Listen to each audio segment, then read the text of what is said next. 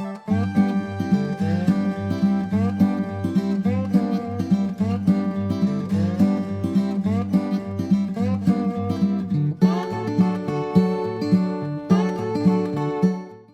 માતાજી મિત્રો, કેમ છો બધા? હું છું વનિતાબેન ગોંડલિયા, રાજકોટથી મારી યુટ્યુબ ચેનલ વનીની વાનગીમાં તમારું સ્વાગત કરું છું. તો આજે આપણે બનાવશું ઉનાળામાં ઠંડક મળે એવું અને લૂથી બચાવી શકે એવું કાચી કેરીનું ગોળવાળું વઘાર્યું.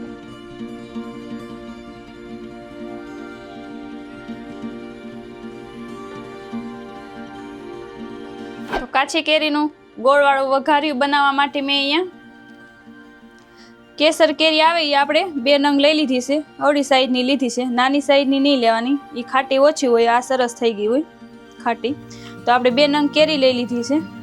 કેસર કેરી જ આપણે અહીંયા લીધી છે. કેસર કેરીનો સ્વાદ એકદમ સરસ આવશે. અહીંયા આપણે એટલો ગોળ લઈ લીધો છે. જે પ્રમાણે આપણે કેરી હોય એ પ્રમાણે આપણે ગોળ લઈ લેવાનો. આમાં આપણે બધા રેગ્યુલર મસાલા લઈ લીધા છે. આમાં આપણે વઘારવા માટે તેલ જોઈએ તો આપણે તેલ લઈ લીધું છે. તો હવે પહેલાં આપણે કેરીને કટકી કરી નાખવાની છે. તો પહેલાં આપણે કેરી સુધા લઈ આવી રીતના ઉપરનો ભાગ કાઢીને આપણે અને સાઈલ કાઢી નાખવાની છે. આવી રીતે આપણે બધી સાઈલ કાઢી નાખવાની. 2 કેરીને આપણે આવી રીતે સાઈલ કાઢી નાખીએ. તો આપણે 2 કેરીને આવી રીતે સાઈલ કાઢી નાખી છે. તો હવે આને કટકી કરી નાખીએ એક ડીશમાં. આપણે આવી રીતે કરી નાખવાની કટકી. વચ્ચે ગોઠલીનો ભાગ હોય એ આપણે કાઢી નાખવાનો.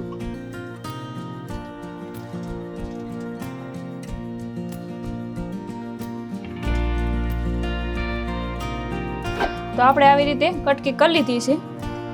આપણે મીડિયમ સાઈઝની કરી છે, તમે તમારા પસંદ પ્રમાણે નાની મોટી પણ કરી શકો. આપણે આવી એક સરખી બધી કરી નાખી છે.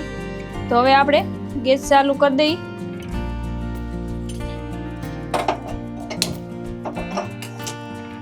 અને આપણે વઘાર કરવાનો છે, તો આપણે તેલ મૂકી દઈએ.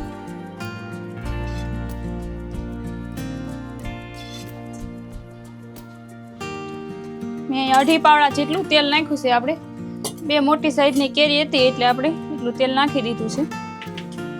તો આપણે તેલ ગરમ થઈ ગયું છે, તો આપણે એમાં 1/2 ચમચી આપણે જીરું નાખી દઈએ. જીરુંથી આપણે વઘાર કરવાનો છે આનું.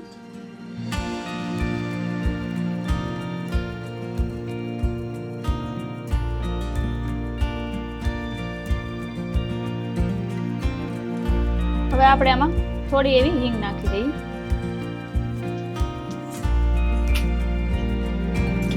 હવે આપણે આ કેરી લીધી છે એ નાખી દેવાની છે.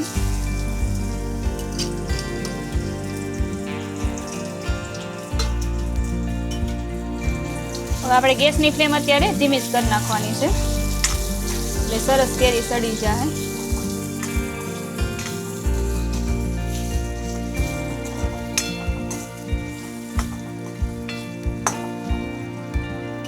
હવે આપણે સ્વાદ પ્રમાણે મીઠું નાખી દઈએ.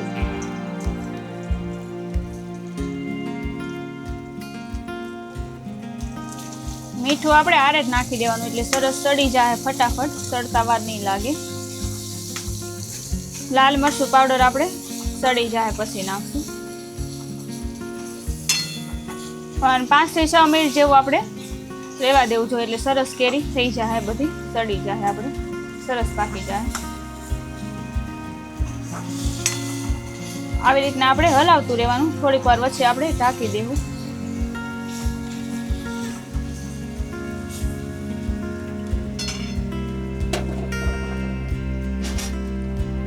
હવે આપણે થોડીક વાર આને ઢાંકી દઈએ.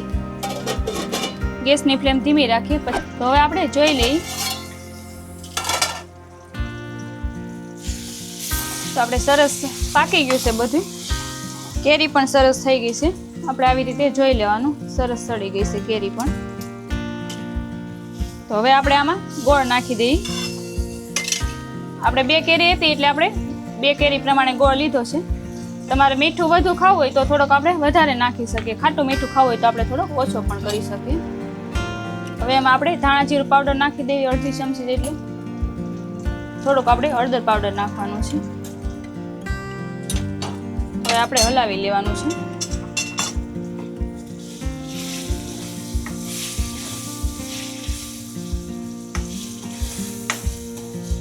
થોડીક વાર આપણે આવી રીતના હલાવશું એટલે સરસ આપણે ગોળનું પાણી થઈ જાય.